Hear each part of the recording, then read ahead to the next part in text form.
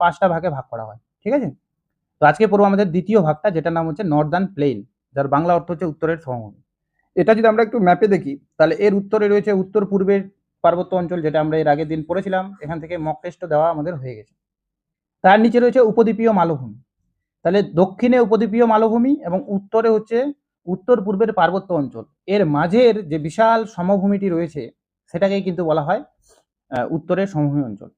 কিন্তু এই ডায়াগ্রামটাতে একটা জিনিস ভুল আছে, সেটা হচ্ছে এখানে একটা রাজ্য আছে যার নাম হচ্ছে মেঘালয়। এই মেঘালয় কিন্তু উত্তরের সমভূমির মধ্যে পড়ে না, এটা কিন্তু উপদ্বীপীয় মালভূমির মধ্যে পড়ে। যখন আমরা এই উপদ্বীপীয় মালভূমি পড়বো তখন দেখবো যে এর মধ্যে কিন্তু এটা পড়ছে। ঠিক আছে, তার মানে এর পরের দিনের ক্লাসেই আমরা এটা পড়বো যে মেঘালয়টা কেন উপদ্বীপীয় মালভূমির অংশ, সেটা সমভূমি বা উত্তরের পার্বত্য অঞ্চলের অংশ কেন নয়, সেটা কিন্তু সেদিন ক্লিয়ার হয়ে যাবে। তো আজকে তাহলে আমরা নর্দার্ন প্লেন বা উত্তরের সমভূমি পড়বো। ঠিক আছে, এখান থেকে কোশ্চেন খুব আসে পরীক্ষায়। তো উত্তরের সমভূমি যদি প্রথমে আমরা লোকেশন দেখি, তাহলে উত্তরের সমভূমির উত্তরে আমি বললাম যে হিমালয় পর্বত, আর এদিকে হচ্ছে পূর্বাচল, এই দুটা রয়েছে। আর দক্ষিণে কে রয়েছে, দক্ষিণে রয়েছে উপদ্বীপীয় মালভূমি, এখানে হবে ও দক্ষিণে। ঠিক আছে, অবদক্ষিণে হয়ে গেছে, ও দিয়ে দক্ষিণে হবে। এবার এই যে সমভূমিটা তৈরি হয়েছে, তো এই সমভূমিটা মূলত 3টা নদী দ্বারা তৈরি হয়েছে, 3টা নদী এবং তার কতগুলো উপনদী দ্বারা। 1 নম্বর হচ্ছে সিন্ধু, 2 নম্বর হচ্ছে গঙ্গা, 3 নম্বর হচ্ছে ব্রহ্মপুত্র। এই 3টা উপনদী পার্বত্য অঞ্চল থেকে কিন্তু অনেক পলি নিয়ে এসে এখানে জমা করে এই সমভূমিটা তৈরি করেছে। ঠিক আছে, এবার এই সমভূমির কত 3200 কিমি দীর্ঘ, 150 থেকে 300 কিমি চড়া। এগুলা পরীক্ষা আসে না, ঠিক আছে, এগুলা জাস্ট দেওয়া আছে এমনি, পরীক্ষায় এগুলো আসে না। এবার দেখো একটা কোশ্চেন পরীক্ষা আসে যে উত্তরের সমভূমির সর্বাধিক বিস্তার, এখানেও একটু ভুল আছে, এটা এত দূর পর্যন্ত হবে। ঠিক আছে, গোটা পশ্চিমবঙ্গ কিন্তু উত্তরের সমভূমির মধ্যে পড়ে। তো এই যে উত্তরের সমভূমির সর্বাধিক বিস্তার, সেটা কিন্তু অবশ্যই উত্তর থেকে দক্ষিণে যদি বলে, উত্তর থেকে দক্ষিণে উত্তরের সমভূমির সর্বাধিক বিস্তার কোথায়, তাহলে সেটার অ্যান্সার হবে পশ্চিমবঙ্গে। এবং সব থেকে কম বিস্তার হচ্ছে কিন্তু আসামে। তাহলে উত্তর থেকে দক্ষিণে উত্তরের সমভূমির সর্বাধিক বিস্তার কোথায়, তাহলে অ্যান্সার হবে পশ্চিমবঙ্গে। আর সব থেকে কম বিস্তার হচ্ছে কিন্তু আসামে হবে। এটা পরীক্ষা আসে, ওই জন্য দিলাম। এর মোট ক্ষেত্রফল হচ্ছে 7.8 লক্ষ বর্গ কিলোমিটার। এবার আমরা যদি এর অরিজিন দেখি, অর্থাৎ কিভাবে উৎপত্তি হয়েছে, এগুলো কিন্তু কোনো ক্লাস 10 বা 12 এর বইয়ে থাকে না। হ্যাঁ, কিন্তু একটু ডিটেলসে এগুলো জানা উচিত আর কি, কিভাবে উৎপত্তি হয়েছে। তো এর থেকে টোটাল এরকম 5টা কনসেপ্ট রয়েছে। আর একটা কনসেপ্ট রয়েছে যেটার নাম হচ্ছে মডার্ন কনসেপ্ট। ঠিক আছে, কিন্তু মডার্ন কনসেপ্টে উপরে একটার সাথে মিলে যায়, ওই জন্য মডার্ন কনসেপ্টটা আমি এখানে দিইনি।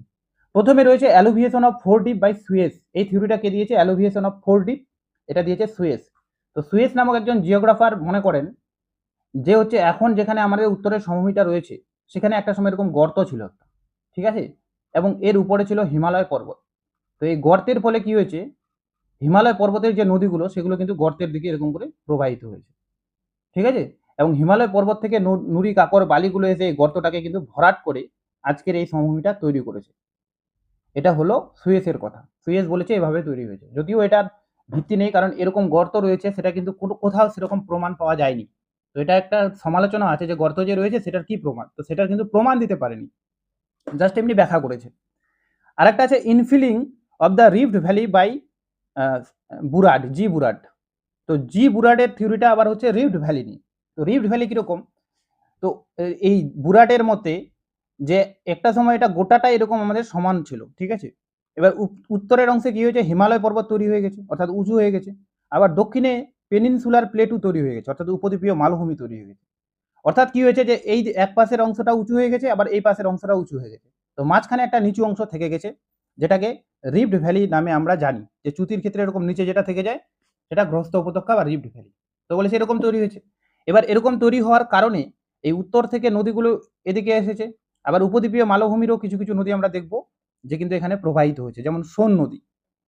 তো এরকম নদীগুলো যখন প্রবাহিত হয়ে এই জায়গায় আসছে, তখন নদীগুলো নুড়ি কাকর বালি নিয়ে এসে এটাকে ভরাট করে দিয়েছে কিন্তু। ঠিক আছে, এবং ভরাট করে আজকের এই সমভূমিটা তৈরি করেছে।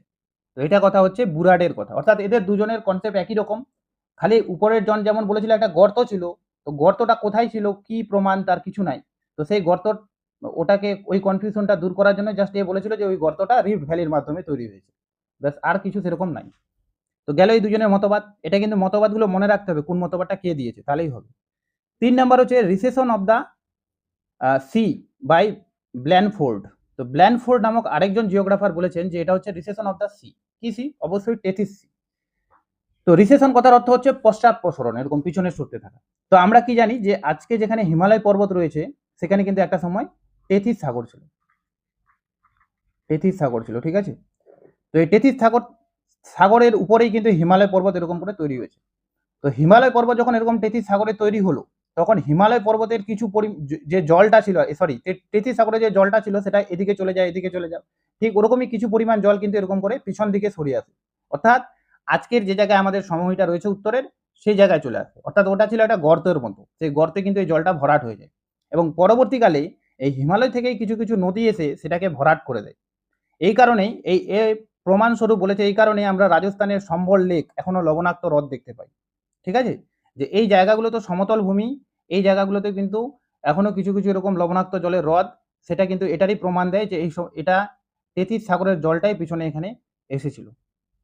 তো এটা হচ্ছে ব্লেনফোর্ডের মতবাদ যে তেথিস সাগরটা পিছনে সরে এসে গর্তটা ভরাট করেছিল এবং পরবর্তীকালে নদীবাহিত পলি টলি এগুলো এসে এটাকে জমাট করে আমাদের উত্তরের সমভূমি তৈরি হয়েছে। আরেকটা মতবাদ হচ্ছে রিমেন্ট অফ দ্য টেথিস সি, বলছে টেথিস সাগরের অবশিষ্টাংশ। কিরকম অবশিষ্টাংশ বলছে, টেথিস সাগর যেটা ছিল গোটাটাতে কিন্তু হিমালয় পর্বত তৈরি হয়নি, তার কিছু অংশ কিন্তু তখনও সাগর ছিলই এবং সেই সাগরটা মানে নিচু ছিল, তখন হিমালয় থেকে এই নদীগুলো এসে আবার ভরাট করে ওটাকে তৈরি করেছে, ঠিক আছে। তো এই থিওরিগুলোর মধ্যে সব থেকে মডার্ন কনসেপ্ট যেটা, সেটা হচ্ছে বুরাডের কনসেপ্টটা অনেকে মনে করে যে হ্যাঁ সত্যি একটা নিচু অংশ ছিল এরকম, আর নিচু অংশটা উত্তর থেকেও যেমন কিছু কিছু নদী আসছে, ঠিক ওরকম উপদ্বীপীয় মালভূমি থেকেও কিছু নদী এসে এটাকে কিন্তু ভরাট করে আজকের এই সমভূমিটা তৈরি হয়েছে। অর্থাৎ গোটা থিওরিগুলো পড়ে আমরা এটুকু বুঝলাম যে উত্তরের সমভূমিটা মেইনলি তৈরি হয়েছে কি হিমালয় এবং উপদ্বীপীয় মালভূমির নদীগুলো যে পলিগুলো নিয়ে এসেছিল সেগুলো ভরাট করে। তো এক্ষেত্রে হিমালয় পর্বতের ভূমিকাই বেশি, কারণ তিনটা বড় নদী রয়েছে, একটা হচ্ছে গঙ্গা, ব্রহ্মপুত্র এবং সিন্ধু। তো এই তিনটা নদী কিন্তু এই সমভূমিটা তৈরি করেছে। সিন্ধু নদীর ডিরেক্ট কোনো অবদান নেই, কিন্তু সিন্ধুর উপনদীগুলোর তো রয়েছে, ঠিক আছে। তো এই ছিল থিওরিগুলো, এগুলো জাস্ট মনে রাখতে হবে যে কোন থিওরিটা কে দিয়েছে, অনেক সময় দিয়ে দিতে পারে পরীক্ষা যে elevation of the foredeep theory কার দেওয়া বা কার সঙ্গে রিলেটেড দিলেও অনেকে হয়তো পারবে না এটা, ঠিক আছে। এবার আমরা আসবো উত্তরের সমভূমির শ্রেণী বিভাগ। তো উত্তরের সমভূমিকে মেইনলি চারটা শ্রেণী বিভাগে বিভক্ত করা হয়, চারটা ভাগে আর কি। একটা হচ্ছে রাজস্থান সমভূমি, একটা হচ্ছে পাঞ্জাব হরিয়ানা সমভূমি, একটা হচ্ছে গাঙ্গেয় সমভূমি, আর একটা হচ্ছে ব্রহ্মপুত্র সমভূমি। তো রাজস্থান সমভূমি আমরা দেখতে পাচ্ছি, রাজস্থান সমভূমি কথার অর্থ হচ্ছে এই যে গোটা রাজস্থান নিয়ে কিন্তু রাজস্থান সমভূমি, আর পাঞ্জাব হরিয়ানা মানে পাঞ্জাব হরিয়ানা আর দিল্লির কিছু অংশ। তারপরে হচ্ছে গাঙ্গেটিক, পাঞ্জাব হরিয়ানা সমভূমিকে অনেক সময় সিন্ধু সমভূমিও বলা হয়, কারণ সিন্ধু নদীর উপনদীগুলো দিয়েই তো এটা তৈরি। আর গাঙ্গেয় সমভূমি বলতে এই যে উত্তরপ্রদেশ, বিহার আর আমাদের ওয়েস্ট বেঙ্গল, এই তিনটা রাজ্যের যে সমভূমি সেটাকে বলা হয় গাঙ্গেয় সমভূমি বা গাঙ্গেটিক প্লেন। আর আসামের যেটা সমভূমি রয়েছে সেটার নাম কিন্তু হচ্ছে ব্রহ্মপুত্র সমভূমি, কারণ এটা কিন্তু ব্রহ্মপুত্র নদী এবং তার বিভিন্ন উপনদীগুলো মিলে তৈরি করেছে, ঠিক আছে। এবার এই সমভূমিগুলোর এক একটা করে আমরা পড়বো। এখানে আবার ডায়াগ্রামটা আমি দেখা যাচ্ছে যে রাজস্থান সমভূমিটা, পাঞ্জাব হরিয়ানা, উত্তরপ্রদেশ, বিহার, ওয়েস্ট বেঙ্গল এগুলো। তো এখান থেকে একটা কোশ্চেন আসতে পারে এরকম যে এই যে উত্তরের সমভূমির যে চারটা ভাগ আছে, এই ভাগের মধ্যে কার বিস্তার সব থেকে বেশি। তো আমরা ছবিতেই দেখতে পাচ্ছি, ডায়াগ্রামে, এই ম্যাপের মধ্যে, যে এটা কিন্তু গাঙ্গেটিক প্লেনের বিস্তার সব থেকে বেশি, ঠিক আছে, এবং সব থেকে কম কিন্তু হচ্ছে আসামের বিস্তার। তো এই কোশ্চেনটা আসতে পারে। এবার আমরা এক এক করে প্রথম থেকে পড়া শুরু করব। তো রাজস্থান সমভূমি থেকে পড়া শুরু করব। রাজস্থান সমভূমিকে পুনরায় পাঁচটা ভাগে ভাগ করা যায়। একটা হচ্ছে বাগার, রোহি, লিটিল ডিজার্ট বা যাকে বাংলায় বলা হয় ক্ষুদ্র মরু অঞ্চল, তারপর হচ্ছে হামাদা আর মরুস্থলী। এই ভাগগুলো কিরকম, এই ভাগগুলো মানলাম এটা রাজস্থান হলো। তো রাজস্থানের এইদিকে কিন্তু একটা পর্বত রয়েছে যেটার নাম হচ্ছে আরাবল্লী পর্বত, যেটা পৃথিবীর সব থেকে প্রাচীন পর্বতমালার মধ্যে একটি। তো আরাবল্লী পর্বত, এই আরাবল্লী পর্বতের পূর্ব দিকের এই যে অংশটা সেটাকে কিন্তু বাগার বলা হয়, এবং বাগারের পূর্ব দিক নয়, পশ্চিম দিকে। বাগারের পাশে যে অংশটা রয়েছে সেটার নাম হচ্ছে রোহি। রোহির পাশে একটা ছোট অঞ্চল রয়েছে যার নাম হচ্ছে লিটিল ডিজার্ট বা ক্ষুদ্র মরু অঞ্চল বলা হয় একে বাংলায়। তারপরে একটা অংশ রয়েছে যার নাম হচ্ছে হামাদা, এবং লাস্টে যেটা রয়েছে সেটার নাম হচ্ছে মরুস্থলী। অর্থাৎ এগুলো কিন্তু পূর্ব থেকে এরকম করে ধীরে ধীরে পশ্চিমে সাজানো রয়েছে। এবার এগুলোর আমাদের এক একটা করে বৈশিষ্ট্য পড়তে হবে, কি পয়েন্ট রয়েছে প্রত্যেকটা, যে বাগার মানে কি, রোহি মানে কি, সেগুলা থেকে কিন্তু অনেক সময় কোশ্চিন আসে। তো আমি একবার বললাম যে এটার নাম হচ্ছে বাগার, রোহি, ক্ষুদ্র মরু অঞ্চল, তারপর হচ্ছে কি বলে যে হামাদা, আর লাস্টে এটা হচ্ছে মরুস্থলী। ডায়াগ্রামটা একটু এরকম আছে, আমি ভালো ডায়াগ্রাম পেলাম না, ওই জন্য এটাই দিয়ে দিচ্ছি, ঠিক আছে, মানে ভালো ম্যাপ পেলাম না আর কি। তো বাগার কি, বাগার আমি একটু আগেই বললাম যে আরাবল্লী পর্বত রয়েছে, তো আরাবল্লী পর্বতের একদম পাদদেশে, আরাবল্লী পর্বতের পাশেই কিন্তু এটা অবস্থান করছে। তাহলে রাজস্থানের সর্বপূর্ব দিকে মানে একদম পূর্বতম অংশের নামই হচ্ছে কিন্তু বাগার। তো লেখা আছে রাজস্থানের পূর্বতম অংশ আরাবল্লী পর্বতের পশ্চিম দিকে অবস্থিত। আরাবল্লী পর্বতের পশ্চিম দিকে এর প্রধান বৈশিষ্ট্য হলো এটা কিন্তু তরঙ্গায়িত, যেহেতু পার্বত্য অঞ্চলে পাদদেশে অবস্থিত তো একটু তরঙ্গায়িত আছে এরকম। আর স্থানে স্থানে ঘাস রয়েছে, কিন্তু সেই ঘাসগুলো কিন্তু বালিয়ারির মধ্যে আছে, বালিময় ঘাস বলা হয় এগুলোকে, ঠিক আছে। বালিময় ঘাস কিরকম, যে বালি আছে তার উপর ঘাস রয়েছে এরকম, ঠিক আছে। এরকম একটা মানে প্রশ্নই আসে যে রাজস্থানের বালিময় ঘাসযুক্ত স্থানটি কি নামে পরিচিত, ঠিক আছে। তো সেটার অ্যান্সার হবে কিন্তু বাগান। তো ঘাসে ঢাকা লেখা আছে, কোথাও কোথাও কৃষিকাজ হয়, সব জায়গায় কৃষিকাজ হয় না, তবে কিছু কিছু জায়গায় কিন্তু কৃষিকাজ হয়। এর মেইন কি পয়েন্ট যেটা, সেটা হচ্ছে এটা তরঙ্গায়িত, এটা আরাবল্লী পর্বতের পশ্চিমে অবস্থিত বা পাদদেশে অবস্থিত, এবং এটা কিন্তু ঘাসে ঢাকা থাকে, এবং এখানে কিন্তু অল্প কৃষিকাজ হয়, সেরকম ভারী ধরনের কৃষিকাজ কিন্তু হয় না। এরপরে আছে রোহি। তো রোহিটার মেইন কি পয়েন্ট যেটা, সেটা হচ্ছে এটা প্লাবন ভূমি। তো বাগার অঞ্চল যেটা ছিল, বাগার অঞ্চল থেকে কিন্তু অনেকগুলো নদী, আরাবল্লী পর্বতের অনেকগুলো নদী এসে এখানে গেছে। তো এই জায়গাটা তো উঁচু নিচু ছিল, সেই জন্য এই জায়গায় কিন্তু সেরকম প্লাবন ভূমি তৈরি করেনি। কিন্তু যখন আরেকটু সামনে নদীগুলো এগিয়ে আসলো, তখন কিন্তু একটা বিশাল সমভূমি তারা পেল। তো সেই সমভূমির মধ্যে কিন্তু প্লাবন ভূমি তৈরি করে, ঠিক আছে। অনেকটা আমাদের উত্তরবঙ্গের ইয়ের মতো আর কি, ওই তরাই ডুয়ার্সের মতো। তো এটাকে বলা হচ্ছে রোহি। তো রোহি শব্দের অর্থ হচ্ছে প্লাবন ভূমি, আর এখানে কিন্তু কৃষি সমৃদ্ধ, এখানে কিন্তু কৃষিকাজ হয়। এবার হচ্ছে ক্ষুদ্র মরু অঞ্চল বা থালি। ক্ষুদ্র মরু অঞ্চলটা কি, ক্ষুদ্র মরু অঞ্চল হচ্ছে এই যে কি বলে যে রোহিটা আছে, রোহির ঠিক পরের অংশটাই কিন্তু আমাদের ক্ষুদ্র মরু অঞ্চল। এবং এই ক্ষুদ্র মরু অঞ্চলের উপর দিয়ে এরকম করে একটা নদী প্রবাহিত হয়েছে, যেটা হচ্ছে লুনি নদী, ঠিক আছে। সেই লুনি নদীর উত্তরের অংশটাকে কিন্তু এখানে থালি নামে চিহ্নিত করা হয়, যেটা কিন্তু পরীক্ষায় খুব আসে। লুনি নদীর উত্তরের অংশ কি নামে পরিচিত, তাহলে অ্যান্সার হবে থালি। তাহলে কি বলে যে ক্ষুদ্র মরু অঞ্চলের মেইন বৈশিষ্ট্য হচ্ছে এটাই, যে এখান থেকেই প্রকৃত মরুভূমির তৈরি হয়। অর্থাৎ আমরা যদি কেউ রাজস্থানে যাই, তো যতক্ষণ বাগার আর রোহির মধ্যে থাকবো, ততক্ষণ কিন্তু আমরা বুঝতে পারবো না যে রাজস্থানে আবার এত বড় একটা মরুভূমি রয়েছে। যখন আমরা ক্ষুদ্র মরু অঞ্চলে এন্টার করব, তখনই কিন্তু আমাদের একটু ফিল আসবে যে হ্যাঁ সত্যি রাজস্থানে একটা মরুভূমি রয়েছে। সেটাই বলে আছে এখানে। হামাদা কি, হামাদা শব্দের অর্থ হচ্ছে পাথুরে ভূমি। তো এটাই এখানকার কি পয়েন্ট, যে হামাদা বা পাথুরে ভূমি কোন অঞ্চল, রাজস্থানের কোন অঞ্চলটি পাথুরে ভূমি নামে পরিচিত, সেটা হচ্ছে হামাদা। এখানে বড় বড় অনেক পাথর পাওয়া যায়, এরকম পাথরগুলো পড়ে আছে। এগুলো সাধারণত চুনা পাথর আর বেলে পাথর দ্বারা তৈরি হয়। তো হামাদা শব্দের অর্থ হচ্ছে পাথুরে ভূমি, ব্যাস এটুকু জানলেই হবে। এবং লাস্টে অর্থাৎ একদম পশ্চিমতম অঞ্চলটার নাম কিন্তু হচ্ছে কি মরুস্থলী। তো মরুস্থলী একটা অর্থ আছে মৃতের দেশ, ঠিক আছে, অর্থাৎ যে স্থলটা মরে গেছে, মানে কোনো গাছপালা পশু পাখি কিছু সেখানে থাকে না। তো মরুস্থলীর আবার একটা অংশকে আমরা থর নামে চিনি, অর্থাৎ থর মরুভূমি এখানে অবস্থিত। আর এখানে চলমান কিছু বালিয়াড়ি রয়েছে। বালিয়াড়ি মানে যে বালিগুলো উড়ে যে সমভূমি তৈরি করে, সেটাকে বালিয়াড়ি বলে। দেখলাম সকালবেলা এখানে একটা বালিয়াড়ি তৈরি হয়েছে, আবার দুপুরবেলা গিয়ে দেখছি যে ওটা উড়ে গিয়ে অন্য অন্য জায়গায় তৈরি করছে। তো এরকম চলমান বালিয়াড়িগুলোকে এখানে ধ্রিয়ান বলা হয়। আর মরু অঞ্চলের হ্রদগুলো কিন্তু রান নামে পরিচিত, যেমন কচ্ছের রান, লেখা আছে কচ্ছের রান। তো বাগার, রোহি, ক্ষুদ্র মরু অঞ্চল, হামাদা, মরুস্থলী, এই পাঁচটা যাতে পরপর মনে থাকে পশ্চিম থেকে পূর্ব থেকে পশ্চিম দিকে, এবং তাদের কি পয়েন্টগুলো মনে থাকে, যেমন বাগার মানে হচ্ছে তরঙ্গায়িত, হালকা ঘাস থাকবে, বালিময় ঘাস থাকবে আর কি। তারপর হচ্ছে রোহি, রোহি মানে হচ্ছে এটা হচ্ছে প্লাবন ভূমি। রোহি পর হচ্ছে ক্ষুদ্র মরু অঞ্চল। তো ক্ষুদ্র মরু অঞ্চল মানে এটা এখান থেকে প্রকৃত মরুভূমির তৈরি, এবং এর উত্তরের অংশটা থালি নামে পরিচিত। তারপর হচ্ছে হামাদা মানে পাথুরে ভূমি, এবং লাস্টে আছে মরুস্থলী মানে একদম মরা ভূমি, অর্থাৎ মরুভূমি বা থর মরুভূমিটা কিন্তু এখানেই রয়েছে। ব্যাস এটুকু জানলেই রাজস্থান সমভূমিটা কমপ্লিট। এরপরে আমরা পড়বো পাঞ্জাব হরিয়ানা সমভূমি। তো পাঞ্জাব হরিয়ানা সমভূমিকে কিন্তু কোনো ভাগে ভাগ করা হয়নি, যে এখানে ভাগগুলোর মতো দেখাচ্ছে, এটা কিন্তু অ্যাকচুয়ালি ভাগ নয়, এটা হচ্ছে ভূমিরূপগত বৈশিষ্ট্য, ঠিক আছে। ভূমিরূপগত, আমি বুঝার জন্য এরকম ছকের মতো দিয়েছি, ভূমিরূপগত বৈশিষ্ট্য। ভূমিরূপগত বৈশিষ্ট্য মানে কি, অর্থাৎ এই যে বৈশিষ্ট্যগুলো, এগুলো কিন্তু যে কোনো জায়গায় দেখা যায়, মানে এখানে ওখানে দেখা যায়। এরকম আমরা নির্দিষ্ট বলতে পারবো না যে এটা একমাত্র এই জায়গায় দেখা যায়। যেমন বাগার আমি বলে দিলাম যে ওটা আরাবল্লীর পশ্চিম দিকের অংশটাকেই বাগার বলবো। তো এখানে কিন্তু ওরকম নয়, এগুলা কিন্তু বৈশিষ্ট্য, যে দোয়াব কোথায় দেখতে পাওয়া যায় সব থেকে বেশি, তো পাঞ্জাব হরিয়ানাতে। বেট, ধায়া আর চোস বা খোস, এই যে চারটা টার্ম, এই চারটা টার্ম কিন্তু পাঞ্জাব হরিয়ানা প্লেনের সাথে রিলেটেড, এবং এর কি বৈশিষ্ট্য সেগুলো কিন্তু এখন আমরা পড়বো। তাহলে পাঞ্জাব হরিয়ানার কোনো সেরকম জিওগ্রাফিক্যাল ডিভিশন নেই, কিন্তু এখানে কতগুলো জিওমরফিক ফিচার্স রয়েছে, সেই ফিচার্সগুলোই এবার আমরা পড়বো। তো পাঞ্জাব হরিয়ানার প্রথমে যদি আমরা অবস্থান দেখি, তো দেখো পাঞ্জাব শব্দের অর্থ কি, পঞ্চ আর অপ, এই দুটা মিলে কিন্তু পাঞ্জাব শব্দটা এসেছে। পঞ্চ মানে হচ্ছে পাঁচ, আর অপ শব্দের হচ্ছে জল, অর্থাৎ পঞ্চ নদীর, পাঁচটা নদী মিলে তৈরি হয়েছে। একটু পরে পড়বো আমরা যে পাঁচটা নদী মিলে কিন্তু এই পাঞ্জাবটা তৈরি করেছে, ওই জন্য কিন্তু একে পাঞ্জাব বলা হয়। কিন্তু পাঁচটা নদীর মধ্যে পাঁচটা নদী যে বলা হয়েছে সেটা কিন্তু এই পাঞ্জাবের, পাকিস্তানেও কিছু পাঞ্জাব রয়েছে আর ভারতে কিছু পাঞ্জাব রয়েছে, দুটাকে মিলেই কিন্তু বলা হয়েছে। দুটা মিলে যদি দেখি তবেই আমরা পাঁচটা নদী ঠিকঠাক দেখতে পাবো, নাহলে কিন্তু সবগুলো দেখতে পাবো না। তো পাঞ্জাব কিন্তু এখানে ইন্ডিয়াটা প্লাস পাকিস্তানেরটার কথাও বলা হয়েছে, পাকিস্তানেও কিছু, পাঞ্জাবের কিছু অংশ কিন্তু পাকিস্তানও করেছে। যেটা পাঞ্জাব, হরিয়ানা, দিল্লি, রাজস্থান ও উত্তরপ্রদেশের কিছু অংশ নিয়ে গঠিত। এর মোট ক্ষেত্রফল 1.7 লক্ষ বর্গ কিমি।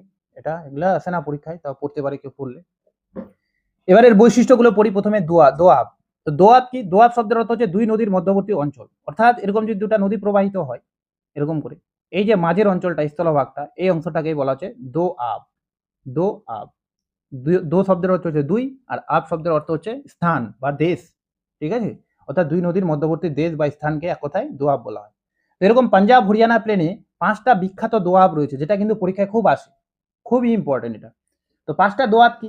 তো 5টা দোয়াবের আগে আমাদের নদীগুলো পড়তে হবে। যদিও আমি যখন নদ নদী পড়াবো, সিন্ধু নদীটা, তখন এগুলো আরো ডিটেলসে পড়বো। তো যেহেতু আমরা সময় পড়ছি দোয়াব, তার আগে আমি একবার বলে দিই। তো এরকম এই দিক থেকে একটা নদী প্রবাহিত হয়েছে, যেটা পাকিস্তানে চলে গেছে, পাকিস্তান, সেটার নাম হচ্ছে সিন্ধু নদী। ঠিক আছে?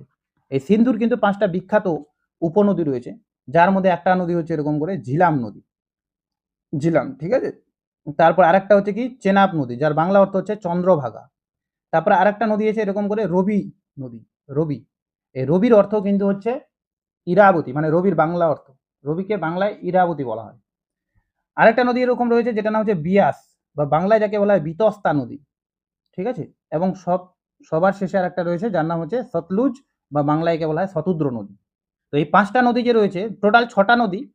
একটা হচ্ছে ইন্দাস নদী এবং তার 5টা উপনদী। এই 6টা নদী মিলে টোটাল 5টা দোয়াব তৈরি করেছে। কারণ আমি দোয়াব মানেই বললাম যে দুই নদীর মধ্যবর্তী অঞ্চল। তো এই যে ইন্দাস নদী অর্থাৎ সিন্ধু নদী, আর এই যে ঝিলাম নদী, এর মাঝের যে হলুদ অংশটা অর্থাৎ এই যে দোয়াবটা, একে বলা হয় সিন্ধ সাগর দোয়াব। তো পরীক্ষায় কিরকম কোশ্চেন আছে যে সিন্ধ সাগর দোয়াব কার মধ্যে রয়েছে, তাহলে আমাদের মনে রাখতে হবে সিন্ধু আর ঝিলামের মধ্যে রয়েছে। বা অনেক সময় পশ্চিম থেকে পূর্বে সাজাতেও দেয়, সর্বপশ্চিমে রয়েছে কিন্তু এটা। এবার ঝিলাম নদী এবং তার মাঝে রয়েছে চেনাব বা চন্দ্রভাগা নদী। এই দুটার মাঝের যে দোয়াবটা সেটাকে কিন্তু বলা হয় জেচ দোয়াব। নামটা কেমন করে হয়েছে? যে থেকে হচ্ছে ওই যে ঝিলাম, আর চ থেকে হচ্ছে চেনাব বা চন্দ্রভাগা, এরকম দুটা মিলে হচ্ছে জেচ দোয়াব। তো জেচ দোয়াব কার মধ্যে রয়েছে? এদিকে ঝিলাম নদীর মধ্যে, আর এদিকে হচ্ছে চেনাব নদী। এর যে মাঝের অংশটা সেই বা দোয়াবটা, সেই দোয়াবটাকে কিন্তু বলা হচ্ছে জেচ দোয়াব। আবার এরকম চেনাব নদী, তো চেনাব নদী বা চন্দ্রভাগা নদী, আর এদিকে রয়েছে রবি নদী বা ইরাবতী নদী। তো চেনাব আর রবি এর মাঝের তাকে বলা হয় রেচনা দোয়াব। রেচ মানে হচ্ছে এই যে আর থেকে রবি, আর চানা থেকে হচ্ছে চেনাব, এরকম আর কি। তো রেচনা দোয়াব। তো রেচনা দোয়াব কার মধ্যে রয়েছে? চেনাব আর রবির মধ্যে কিন্তু রয়েছে, বা ইরাবতী নদীর মধ্যে কিন্তু রয়েছে। এবার রবি নদী আর নিচের দিকে রয়েছে বিয়াস বা বিতস্তা নদী। এই দুটার মাঝখানের দোয়াবটাকে বলা হচ্ছে বাড়ি দোয়াব। রবি আর বিয়াস বা বিতস্তা, এদের মাঝের দোয়াবটাকে বলা হচ্ছে বাড়ি দোয়াব। তো বাড়ি দোয়াবটা কিভাবে এসেছে? বি ফর বিয়াস আর আর ফর রবি, এরকম মিলে তৈরি হয়ে গেছে বাড়ি দোয়াব।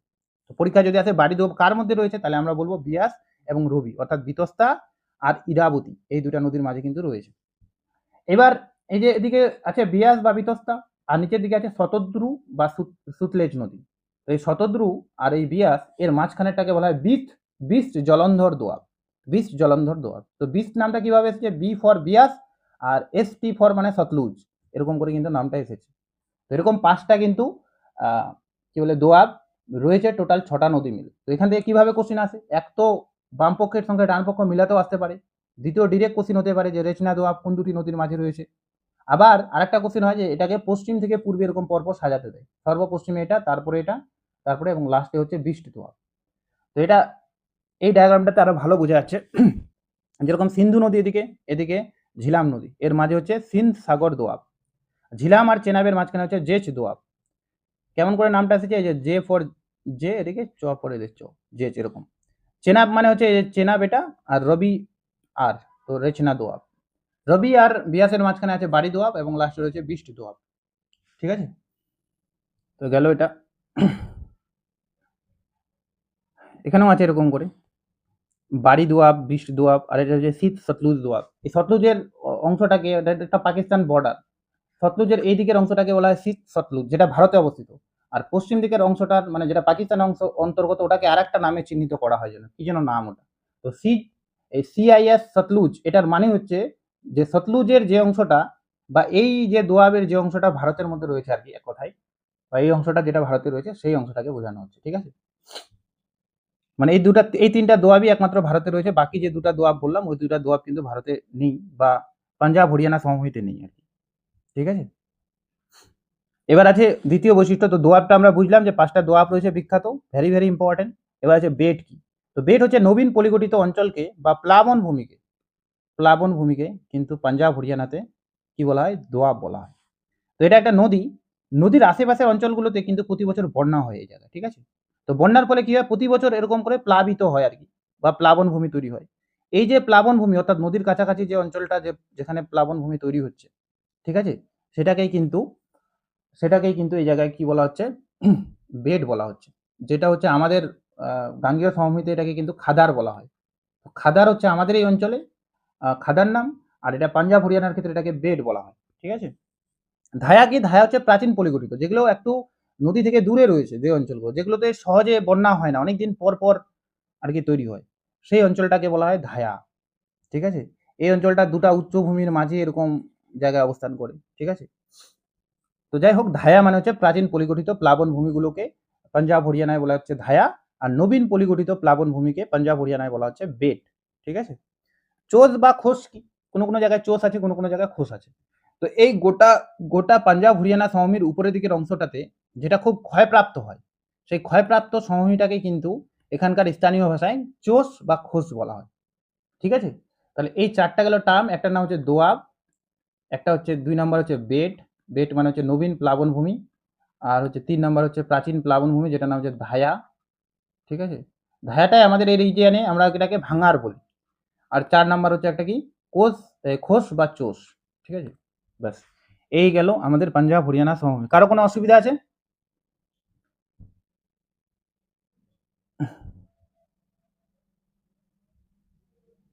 একটু বলো, আমি কিন্তু দেখতে পাচ্ছি না কিছু। হ্যাঁ,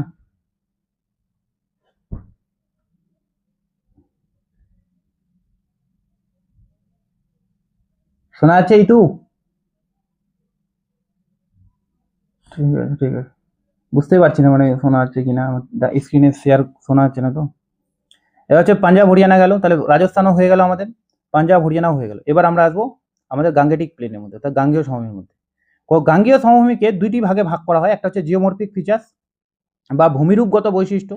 ভূমিরূপগত বৈশিষ্ট্য মানে ওই ওরকমই পাঞ্জাব হরিয়ানার মতো, যে এগুলো কিন্তু নির্দিষ্ট ওরকম ওই জায়গায় দেখা যায় এরকম বলা যাবে না, এই বৈশিষ্ট্যগুলো ওই জায়গায় দেখা যায় সেটা বলা যাবে। আর একটা হচ্ছে জিওগ্রাফিক্যাল ফিচার্স, মানে যেটাকে আমরা ক্লাসিফিকেশন বলতে পারবো। তো জিওগ্রাফিক্যাল ফিচার্স হচ্ছে 3 প্রকার, একটা হচ্ছে upper Gangetic plain, middle Gangetic plain, আর লোয়ার গাঙ্গেটিক প্লেন। ঠিক আছে, আর জিওমর্ফিক ফিচার্সের মধ্যে রয়েছে ভাবর, তরাই বা ডোয়ার্স, ভাঙার, খাদার আর ভুর। ঠিক আছে, ভাঙারের পাশাপাশি কঙ্কর নামেও একটা জিনিস আছে, সেটাও আমরা পড়বো। তো সবার আগে আমরা ভৌগোলিক শ্রেণী বিভাগটা বা ক্লাসিফিকেশনটা পড়ে নিই। তো গাঙ্গেয় সমভূমি যদি আমরা দেখি, যে উত্তরের সমভূমির সব থেকে যতগুলো অংশ আছে, যে পাঞ্জাব হরিয়ানা, তারপর হচ্ছে রাজস্থান, আর হচ্ছে আসাম বা ব্রহ্মপুত্র সমভূমি, সবগুলোর মধ্যে এটা কিন্তু সব থেকে বৃহৎ ভৌগোলিক একক। ইহা দিল্লির কিছু অংশ, উত্তরপ্রদেশ, বিহার, পশ্চিমবঙ্গের মধ্যে কিন্তু অবস্থিত। ঠিক আছে, তো এটা না পড়লেও হবে, এটা খালি মনে রাখতে হবে যে এটা সব থেকে বৃহৎ। এবার ভৌগোলিক শ্রেণীবিভাগ যদি দেখি, উচ্চ গাঙ্গেয় সমভূমি, মধ্য গাঙ্গেয় আর নিম্ন গাঙ্গেয়। এটা জাস্ট কোন অংশটাকে উচ্চ গাঙ্গেয় বলা হয়, কোন অংশটাকে মধ্য গাঙ্গেয়, এটা। তো যমুনা নদী রয়েছে এরকম করে, যমুনা নদীর পূর্ব দিক থেকে শুরু করে একদম এলাহাবাদ বা প্রয়াগরাজ পর্যন্ত, এখন তো নাম হয়েছে প্রয়াগরাজ, প্রয়াগরাজ পর্যন্ত এই যে উত্তরপ্রদেশের অংশটা, এটাকে বলা হয় আপার গাঙ্গেটিক প্লেন। তো গোটা উত্তরপ্রদেশের 63% এলাকা কিন্তু এই আপার গাঙ্গেটিক প্লেনের মধ্যে পড়ছে।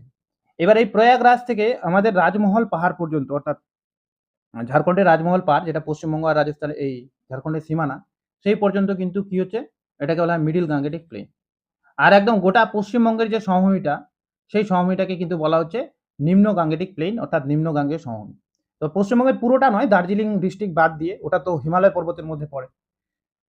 ঠিক আছে, তো এখানে একটা জিনিস লেখা আছে যে বিহারের কিষানগঞ্জ জেলা এবং পশ্চিমবঙ্গের দার্জিলিং ও পশ্চিমবঙ্গ গোটাটাই আর কি, পশ্চিমবঙ্গ শুধুমাত্র দার্জিলিং আর পুরুলিয়া বাদে, কারণ পুরুলিয়াটা হচ্ছে ওই কি বলে যে পেনিনসুলার প্লেটুর মধ্যে পড়ে, আর দার্জিলিং ডিস্ট্রিক্টটা কিন্তু এর মধ্যে, দার্জিলিং কালিম্পং দুটাই, এই দুটা ডিস্ট্রিক্ট কিন্তু হচ্ছে হিমালয়ান রিজিয়নের মধ্যে পড়ে। তো এই দুটা ডিস্ট্রিক্ট বাদ দিয়ে আর পশ্চিমবঙ্গের গোটা অংশটার মধ্যে কেবলমাত্র কিশনগঞ্জ যে জেলাটা, সেই জেলাগুলো কিন্তু নিয়ে কিন্তু নিম্ন গাঙ্গেটিক সমভূমি তৈরি।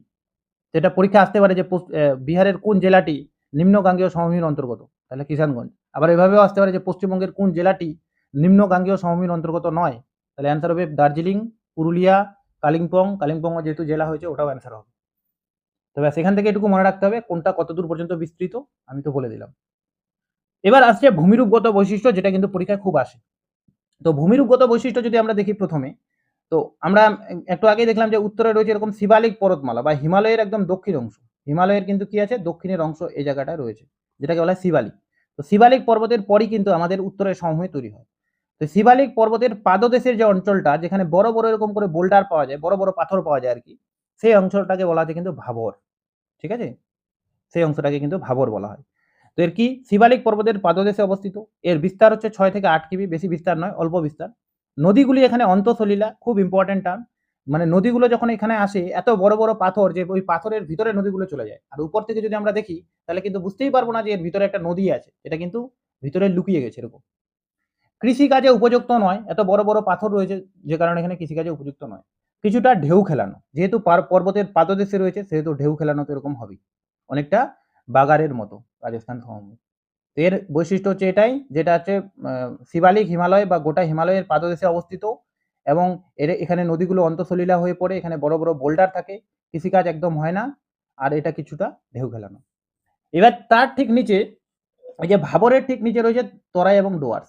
তো যেমন আমরা বাগারের পাশে দেখছিলাম রোহি, যে ওখানে প্লাবন ভূমি তৈরি করেছে নদীগুলো গিয়ে, ঠিক এখানেও কিন্তু সেম ওরকম, যে এবার ভাবরে যেখানে নদীগুলো দেখা যাচ্ছিল, এগুলো হঠাৎ করে এখানে দেখা যাবে আবার, যেহেতু একটা সমভূমি চারিদিকে ছড়িয়ে, এখানে কিন্তু বিশাল একটা প্লাবন ভূমি তৈরি করবে। ঠিক আছে, সব সময় একটা স্যাঁতস্যাঁতে পরিবেশ থাকবে, সেই অংশটাকে কিন্তু আমরা তরাই বলে থাকি। তো এখানে লেখাও আছে হয়তো, যে ইহা ভাবরের দক্ষিণতম অংশ, তিস্তার বাম তীরের ডুয়ার্স এবং ডান তীরকে তরাই নামে পরিচিত। এখানে আরেকটা বলে দিই, এই যে তরাই এবং ডুয়ার্স মানে কি, তো এটা হচ্ছে তিস্তা নদী, এরকম করে তিস্তা নদী মানলাম, এটা হচ্ছে তিস্তা নদী। তো তিস্তা নদীর এই দিকের অংশটা, এটা হচ্ছে পূর্ব দিক, বা তিস্তা নদীর সাপেক্ষে যদি আমরা ধরি তাহলে তিস্তা নদীর বাম দিক পড়ে কিন্তু এটা, কারণ নদীটা কিন্তু এদিক থেকে এদিকে আসে, তো বাম দিকই হলো। আর এটা যদি আমরা দেখি তাহলে এটা হচ্ছে পশ্চিম, তিস্তার পশ্চিম, কিন্তু তিস্তা নদীর সাপেক্ষে যদি আবার ধরি তাহলে এটা কিন্তু তিস্তা নদীর ডান তীর হয়। তো তিস্তা নদীর ডান তীর বা পশ্চিম অংশটাকে বলা হচ্ছে কি তরাই। আর পূর্ব দিকের অংশটা বা বাম তীরের অংশটাকে বলা হচ্ছে কিন্তু ডুয়ার্স। তো কেউ যদি বলে যে আমরা ডুয়ার্সে ঘুরতে যাচ্ছি, তার মানে তারা তিস্তা নদীর পূর্ব দিকে ঘুরতে গেছে, অর্থাৎ ওই যে আলিপুরদুয়ার, জলপাইগুড়ি এই সমস্ত জায়গায়। আর কেউ যদি দার্জিলিং এগুলা জায়গায় ঘুরতে যায়, তার মানে সে কিন্তু তিস্তার পশ্চিমে ঘুরতে গেছে, অর্থাৎ সে কিন্তু তরাইয়ে ঘুরতে গেছে। তো যাই হোক, সেটা গেল। এখানকার বৈশিষ্ট্য কি, ভাবরের নদীসমূহ এখানে এসে আত্মপ্রকাশ করে, অর্থাৎ ভাবরে যে নদীগুলো অন্তঃসলিলা হয়ে গেছিল সেগুলো কিন্তু এখানে আত্মপ্রকাশ করে। স্যাঁতস্যাঁতে এবং অরণ্যাবৃত, স্যাঁতস্যাঁতে মানে সবসময় জল লেগে থাকে, ওই জন্য স্যাঁতস্যাঁতে বলা হচ্ছে। এবং এই জায়গায় কিন্তু ঘন ঘন অরণ্য দেখা যায়, ন্যাচারাল ভেজিটেশন দেখা যায় এই জায়গায়। ঠিক আছে, আর কৃষিকাজে কিন্তু এখানে উপযুক্ত, কিছুটা উপযুক্ত, কিন্তু উপযুক্ত নয় হবে এটা। ঠিক আছে, কারণ এই জায়গাতে এত স্যাঁতস্যাঁতে যে ওখানে অনেক পোকামাকড়ের উপদ্রব থাকে। ঠিক আছে, আর সব সময় হচ্ছে জল জমে থাকে, তো কেমন করে কৃষিকাজ হবে, এটা কিন্তু কৃষিকাজে উপযুক্ত নয়। নেক্সট আছে ভাঙার। তো আমরা বুঝলাম ভাবর আর বুঝলাম ভাঙার। তো ভাবরটা কি বুঝলাম, যে এখানে বড় বড় বোল্ডার থাকবে, আর বোল্ডারের কারণে জলটা কিন্তু অন্তঃসলিলা হবে। আর তরাইয়ে কি করলাম, এই জলটা এখানে এসে আবার আত্মপ্রকাশ করবে, যে কারণে এখানে প্লাবন ভূমি তৈরি করবে। ঠিক আছে, কিন্তু এখানে সবসময় জল জমে থাকবে, স্যাঁতস্যাঁতে পরিবেশ, পোকামাকড়ের উপদ্রব থাকবে, বড় বড় গাছপালা ঠিকই থাকবে, কিন্তু কৃষিকাজে অতটা উপযুক্ত নয়, যেহেতু পোকামাকড় থাকবে। এবার আছে খাদার আর ভাঙার কি। তো ভাঙার কি সেম ওরকমই, যে এখানে যে নদীগুলো আছে, তো নদীর কাছাকাছি অংশটা, বিশেষ করে তিস্তা নদী আর কি। তো তিস্তা নদীর যে কাছের অংশটা, যেখানে প্রতি বছর বন্যা হয়, এরকম বন্যা হয়, অর্থাৎ প্রতি বছর নবীন পলি দ্বারা গঠিত হয়, নতুন পলি দ্বারা, সেই অংশটাকে কিন্তু এখানে বলা হচ্ছে খাদার। তো নবীন পলিগঠিত অঞ্চলটা এই আমাদের এই জায়গায় খাদার নামে পরিচিত। কিন্তু সেটাই যদি আবার আমরা ইয়েতে দেখি, কি বলে যে পাঞ্জাব হরিয়ানায়, তাহলে সেখানে কিন্তু একে বেড বলা হয়।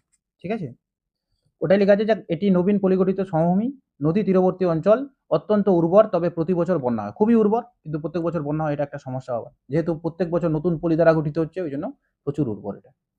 আর ভাঙারটা কি, ভাঙারটা হচ্ছে খাদার থেকে একটু দূরে, যেমন এই যে কাছাকাছিটা খাদার, কে ফর কাছে মানে নদীর কাছে আর কি। আর ভাঙার মানে ভেঙে গেছে, অর্থাৎ পুরাতন জিনিস ভেঙে গেছে, এরকম করে মনে রাখতে পারে কেউ। তো ভাঙার মানে যেটা খাদার থেকে অনেক দূরে, যেখানে প্রত্যেক বছর বন্যা হয় না, এক বছর বন্যা হলে তার কয়েক বছর পর আবার বন্যা হয়, অর্থাৎ প্রাচীন পলিগঠিত সমভূমি, সেই অংশটাকে কিন্তু বলা হয় ভাঙার। এই ভাঙারের এই জায়গায় অনেক সময় চুন জাতীয় একটা সমভূমি পাওয়া যায়, যেটা চুন দিয়ে তৈরি, তখন সেটাকে বলা হয় কঙ্কর। ঠিক আছে, অর্থাৎ চুন দ্বারা গঠিত হলে তাকে কিন্তু কঙ্কর বলা হয়, এটা কিন্তু মনে থাকে যাতে। তো ভাঙার মানে আমরা কি দেখলাম, নদী থেকে অনেকটা দূরে অর্থাৎ প্রাচীন পলিগঠিত সমভূমি, আর খাদার মানে দেখলাম নদীর কাছে অর্থাৎ নবীন পলিগঠিত সমভূমি। এবার আরেকটা আছে ভূর। তো এই উচ্চ গাঙ্গেয় সমভূমির মধ্যে মাঝে মাঝে এরকম উঁচু নিচু ঢেউ খেলানো এক ধরনের বিশেষ ভূমিরূপ দেখা যায়, যেটাকে কিন্তু এখানে স্থানীয় ভাষায় ভূর বলা হয়। ঠিক আছে, মানে ভূরটা অনেকটা পাঞ্জাব হরিয়ানার এর মতো আর কি, ওই যে খোস বা চোষের মতো। ঠিক আছে, তো এটা গেল মেইন ভাগ। তো এর মধ্যে সব থেকে ইম্পর্টেন্ট হচ্ছে ভাবর, তরাই, ভাঙার আর খাদার, এই চারটা যাতে সবার মনে থাকে। কারো কোনো অসুবিধা আছে এটা? ঠিক আছে, এবার আমরা লাস্ট ভাগে চলে আসলাম, সেটা না হচ্ছে ব্রহ্মপুত্র প্লেন। তো এর কোনো ভাগ নেই, এর কয়েকটা বৈশিষ্ট্য আছে যেগুলো পরীক্ষা আছে। কি বৈশিষ্ট্য? যে এটা গোটা আসাম রাজ্য জুড়ে অবস্থান করছে। আসাম গোটা রাজ্যটা কিন্তু ব্রহ্মপুত্র প্লেনের মধ্যে পড়ছে। ঠিক আছে, তো এর কতগুলো বৈশিষ্ট্য আছে, যে এটা হচ্ছে অ্যাগ্রেডেশনাল প্লেন, মানে এটা হচ্ছে এই ব্রহ্মপুত্র নদীর সঞ্চয় কাজের ফলে তৈরি হয়েছে। ঠিক আছে, রিভার অ্যান্ড আইল্যান্ড দেখা যায় এখানে, অর্থাৎ এখানে নদীর মধ্যে একটা দ্বীপ দেখা যায়, যে দ্বীপটার নাম হচ্ছে মাজুলি দ্বীপ। মাজুলি দ্বীপ, যেটা ভারত তথা গোটা এশিয়ার মধ্যে কিন্তু বৃহত্তম। এবার হচ্ছে স্যান্ড বার দেখা যায়, অর্থাৎ নদীর মাঝে মাঝে অনেক বড় বড় বালিয়াড়ি দেখা যায় এখানে। লার্জ মার্সি ট্র্যাক, অর্থাৎ অনেকটা হচ্ছে ওই জল জমে থাকা অঞ্চল এখানে কিন্তু দেখা যায়। তরাই সেমি তরাই কন্ডিশন, অর্থাৎ তরাই যেরকম দেখছিলাম স্যাঁতস্যাঁতে পরিবেশ, সেম পরিবেশটা কিন্তু এখানে দেখা যায়। সর্বাধিক বন্যা প্রবণ সমভূমি, এই যে উত্তরের সময় যতগুলো অঞ্চল পড়লাম, সব থেকে বেশি বন্যা কিন্তু এই জায়গায় হয়। ঠিক আছে, তো এই কয়েকটা জিনিস কিন্তু এখানে মনে রাখতে হবে, যদিও এগুলো সবার জানা হয়তো। তো মাজুলি দ্বীপ দেখা যায় এখানে। মাজুলি হলো ভারতের বৃহত্তম দ্বীপ, শুধু ভারত নয়, এশিয়া। এটাকে কিন্তু কোনো কোনো জায়গায় গোটা পৃথিবীর মধ্যে বৃহত্তম ধরা হয়। এটা কিন্তু কনফিউজিং একটা কোশ্চেন। ঠিক আছে, আমি বলছি একটু পরে, ওটা আলোচনা আছে। জাতীয় উদ্যান এখানে রয়েছে মানস, কাজিরাঙ্গা ন্যাশনাল পার্ক ইত্যাদি। যদিও ন্যাশনাল পার্কগুলো আমরা সব ডিটেলস পড়বো, যতগুলো ন্যাশনাল পার্ক রয়েছে 110টা 9টা এরকম। ঠিক আছে, ওটা একটা আলাদা ক্লাসই হবে। তো মাজুলি আইল্যান্ডটা মনে রাখতে হবে। মাজুলি আইল্যান্ড সম্পর্কে একটু ভালো করে পড়ি, যে এটা হচ্ছে আসামের সীমানা। তো আসামে যখনই নদীটা এন্টার করে, ব্রহ্মপুত্র নদীটা, তখনই তার কিন্তু নাম হয় ব্রহ্মপুত্র। তার আগে কিন্তু অন্য নাম থাকে, যেটা আমরা নদ নদী পড়ার সময় পড়বো। ঠিক আছে, তো ব্রহ্মপুত্র নদীটা যখন আসলো, তো এদিকে একটা রাজ্য ইয়ে আছে, কি বলে, ডিস্ট্রিক্ট আছে, যার নাম হচ্ছে ডিব্রুগড়। ডিব্রুগড় ডিস্ট্রিক্ট। আর এদিকে ডিস্ট্রিক্টটার নাম হচ্ছে লখিমপুর ডিস্ট্রিক্ট। এই ডিব্রুগড় আর লখিমপুরের মাঝামাঝি অঞ্চলে নদীটা দুই ভাগে হঠাৎ করে ভাগ হয়ে যায়, এরকম একটা তো এদিকে চলে আসে, আর একটা এরকম করে উত্তর দিকে চলে যায়। ফলস্বরূপ মাঝে কিন্তু একটা বড় দ্বীপ তৈরি হয়, যে দ্বীপটার নাম হচ্ছে মাজুলি দ্বীপ, যেটা কিন্তু বর্তমানে নিজেই একটা ডিস্ট্রিক্ট। গোটা মাজুলি দ্বীপকে 2016 সালে সম্ভবত কিন্তু একে একটা ডিস্ট্রিক্ট হিসাবে তুলে ধরা হয়েছে, যে মাজুলি একটা আলাদা ডিস্ট্রিক্ট। ঠিক আছে, যদিও আগে ডিব্রুগড় আর লখিমপুরের মাঝে অবস্থান করতো, এখন কিন্তু সে নিজেই একটা দ্বীপ। তো কি বললাম, যে নদীটা আসছিল দুই ভাগে ভাগ হয়ে গেল, নিচ দিয়ে গেল। তো নিচের নদীটার নাম তো ব্রহ্মপুত্রই থাকলো, ব্রহ্মপুত্রই থাকলো, কিন্তু এই উত্তরের যে অংশটা, এই অংশটা আবার একটা নদীর অন্য নাম হয়, যার নাম হচ্ছে খেরকেতুয়া। খেরকেতুয়া। ঠিক আছে, খেরকেতুয়া। তো খেরকেতুয়া নদীর সঙ্গে আবার এদিক থেকে একটা নদী আসছে, যার নাম হচ্ছে সুবনশিরি। এখানে দেখতেও পাচ্ছি আমরা এই যে নদীটা, সুবনশিরি নদীটা। তো সুবনশিরি আর খেরকেতুয়া মিলে মাজুলি দ্বীপের উত্তর অংশটা তৈরি করেছে, আর নিচে হচ্ছে ব্রহ্মপুত্র, ওটার নিচের অংশটার নাম ব্রহ্মপুত্র। তো যাই হোক, এত কিছু ডিটেলস। তো ব্রহ্মপুত্র হচ্ছে ভারত তথা এশিয়ার সব থেকে বৃহত্তম, ইভেন একে গোটা পৃথিবীর মধ্যেও বৃহত্তম ধরা হয়। যদি এরকম ধরা হয় ব্যাপারটা, যে একটা নদীর মাঝে অবস্থান করছে, যার আশেপাশে কোনো সমুদ্র নেই, এরকম ভিত্তিতে যদি আমরা দেখি, তাহলে অবশ্যই এটা কিন্তু পৃথিবীর মধ্যে বৃহত্তম। কিন্তু আমাজন নদী আছে পৃথিবীর, যেটা দক্ষিণ আমেরিকা মহাদেশে দেখা যায়। সেই আমাজন নদী যখন তার মানে যে জায়গায় পতিত হয়, অর্থাৎ আটলান্টিক ওশিয়ানের কাছে, সেখানে গিয়েও কিন্তু এরকম একটা দ্বীপ তৈরি করেছে, যেটা নাম হচ্ছে মারাজো আইল্যান্ড। মারাজো আইল্যান্ড। তো আয়তনের ভিত্তিতে এটা কিন্তু সব থেকে বৃহত্তম আইল্যান্ড। যতগুলো রিভারাইন আইল্যান্ড রয়েছে, এটা তো আমাজন নদীর মাঝখানে তৈরি হয়েছে, সব থেকে বৃহত্তম। কিন্তু এর অবস্থান হচ্ছে, আমরা এদিকে দেখতে পাচ্ছি আটলান্টিক ওশিয়ান, তার মানে একদিকে তো সমুদ্রই থাকলো। তো এটা হচ্ছে সমুদ্রের কাছাকাছি। তো ওই দিক দিয়ে দেখতে গেলে এটা কিন্তু, যদি রিভারাইন আইল্যান্ড ধরি আমরা নদীর মধ্যে, তাহলে কিন্তু ওটাই হবে মাজুলি। তো আমরা যখন যখন কোশ্চিনটা আসবে, যে পৃথিবীর বৃহত্তম নদী দ্বীপ কোনটা, তো দুটাই যদি অপশন থাকে, তাহলে অবশ্যই মারাজো আইল্যান্ড কিন্তু অ্যান্সার হবে, এটা যাতে সবার মাথায় থাকে। ঠিক আছে, আর যদি দুটো অপশন না থাকে, তাহলে মাজুলিটাই হবে অবশ্যই। কিন্তু আবার বললাম না, অনেক কনফিউশন, তো এটা মনে রাখতে হবে, মাজুলির পাশাপাশি একটা মারাজো আইল্যান্ড আসে। ঠিক আছে, তো মারাজো আইল্যান্ডটা সব থেকে বেশি, যেটা কিন্তু আমাজন নদীতে আসে, আমি বললাম। ঠিক আছে।